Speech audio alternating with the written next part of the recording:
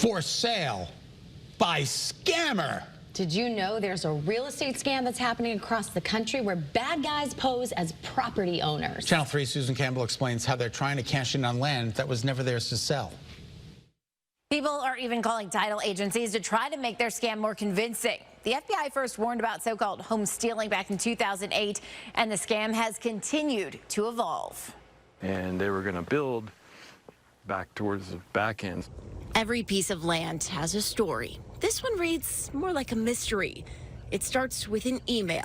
The owner of this 4-acre property in Camp Verde wanted to sell and reached out to real estate agent Alan Silvers.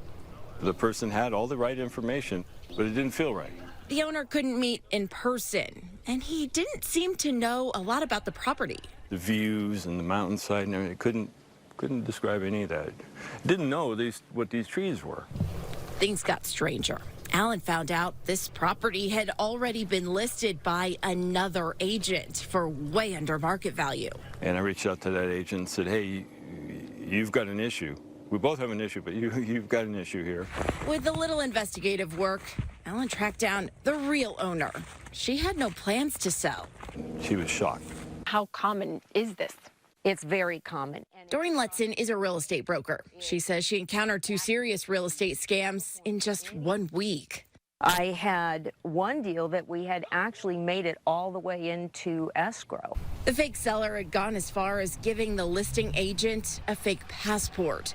The deal fell through when the title agency discovered the fraud. I would say we were about a week from closing. We've got your company that is out time and energy.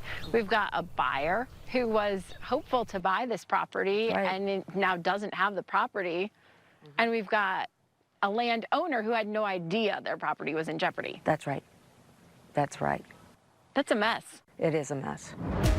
Right after that deal fell through, someone else reached out asking Doreen to list a property in Sedona. That call was the start of a scam too. He sent me over an email. He says, will you research this? And I said, oh, yeah, you bet I will. Doreen scared off the scammer when she requested a copy of his ID. Part of our mission here is to get the word out to people who own vacant land, especially unencumbered vacant land, because that's what these scammers are looking for. If there's no loan on the property, it's just one less hurdle for scammers to clear. It's going on. And don't think that you're not susceptible to it, because you are. And one of the most important things you can do is check on that property. So you set up a search for yourself in that area. And you're looking for your own property to pop up on those sites. That's right. There is a for sale sign here now at that 4-acre property in Camp Verde. It's the real deal this time. Do you think the scammers made a mistake by contacting you and another agent? Probably. It might have gotten farther if they hadn't contacted you. Yeah, it'd be gone by now. It'd be gone. It's important to remember forged deeds aren't legitimate. An insurance company says the truth will eventually prevail, but it could take a lot of time and resources for the rightful homeowner or landowner to recover from this type of scam. I'm Susan Campbell. It's wild, right? Yeah, absolutely wild. Thanks, Susan.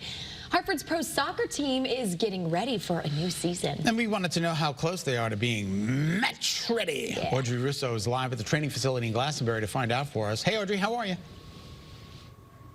I'm doing good, guys. I'm joined here by Ray Reed. He's the technical director of the team. And right now we're in the beautiful Oakwood soccer training facility. And, you know, we're overlooking this beautiful empty field, but I know you guys are training really, really hard. Tell me about some of the changes for this year's team. Yeah, well, through ownership, through Bruce Mendel and Joe Calfieri and Scott Schuley, we were able to go out and hire Tab Ramos, our head coach, Omid Namazi as our head scout assistant coach, and Danny Gasper as a goalkeeper coach. You know, we've been able to go out and pursue players because of Tab's connections at different levels. We're training here. We're going to go to Florida in a few weeks. So we're trying to, you know, improve the professionals of the club and help get the team going in the right direction. We're excited. We got a great fan base. Our commercial side and our ownership group does a great job. And now it's up to me on the sporting side to get the team right.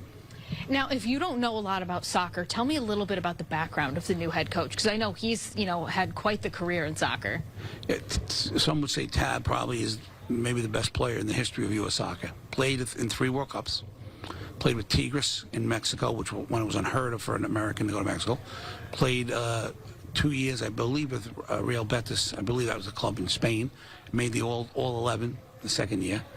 Then came back, was the first player ever signed by the MLS. After he's done playing, he was our head coach, I believe, three cycles or 4 cycles for our under 20. Qualified him for 3 World Cups. And then in 2014, he was the right-hand man to Jurgen Klinsmann for the full national team when the men's team went to Brazil for the World Cup. So he has great pedigree as a player, great pedigree as a coach. He's known by everybody. He's done a fantastic job. And he was with us about 2 months at the end of the season, and now we've been together for 5 days. But I'm very happy with the work him, Omid, and Danny are doing. And, I know you guys are trying some different things to sort of help get the team ready. You mentioned that you're going to Florida for what I thought was spring break, but I guess it's spring training. Tell me a little bit about that. Yeah, we'll go down there. We're training outside right now, and obviously the weekend wasn't conducive, although we did get out on Sunday. We trained Friday. We'll train another 10 days here. Then we'll go down to Florida. We'll train 10 days. We're going to play Orlando City 2, which is their reserve team for the MLS. And then we're going to play the Columbus Crew's first team down in Miami. So, and we'll train every day, some days twice a day. When we get back, we'll have about 2 weeks before we open the season. Florida should be a good opportunity for our players and our team to develop. It should be a good opportunity for chemistry and bonds, the coaches to get to know the players. We're very excited about the opportunity. And again, this goes back to our ownership group led by Bruce Mandela and Joe and Scott, for allowing us these opportunities to hopefully give them a product that they're proud of and the state of Connecticut is proud of. Yeah, and you mentioned how great the fans are. Just tell me a little bit about what it's like. I know the Hartford Athletic team is only 5 years old. What's it like to just see the support and the excitement that you already have right now, and how do you want to see that grow? Yeah, I got hired by Bruce in May, and one of the first things I said to him was amazing how good the commercial side of the business is and how our fan support is. They sell out games. The team struggled a bit last year. The crowd was very supportive, showed up all the time. And I said to Bruce, like halfway through last summer, that if we can get this thing right, I think the fans are dying for this. Obviously, there's really besides the UConn basketball teams, there's really no pro teams here. You get the odd goats and us. But the fans are, for me, I think they're one of the best fan groups and best supporter groups in the whole United Soccer, which is about 30 teams. Which is awesome. And really quickly, just as we're wrapping up, when is the first, opening home game for the Hartford Athletic team? We're away March 11th in Monterey and the 18th in Colorado Springs. I believe we open up March 25th against Birmingham, and then I think we're home April 2nd against Orange County, back-to-back games. I believe those are 2 o'clock kickoffs to accommodate the fans until it's a little warmer, and we're hoping to sell out Trinity Health Stadium both nights. Absolutely. Thank you so much, Ray. You guys heard it here. We got a couple of weeks for things to warm up so that everybody can go out and enjoy the team and enjoy just this awesome fan culture when the regular season starts in the spring. All right, I'm going to send it back to you guys. All right. Awesome. Thanks, Audrey. Great information there for fans. Really terrific.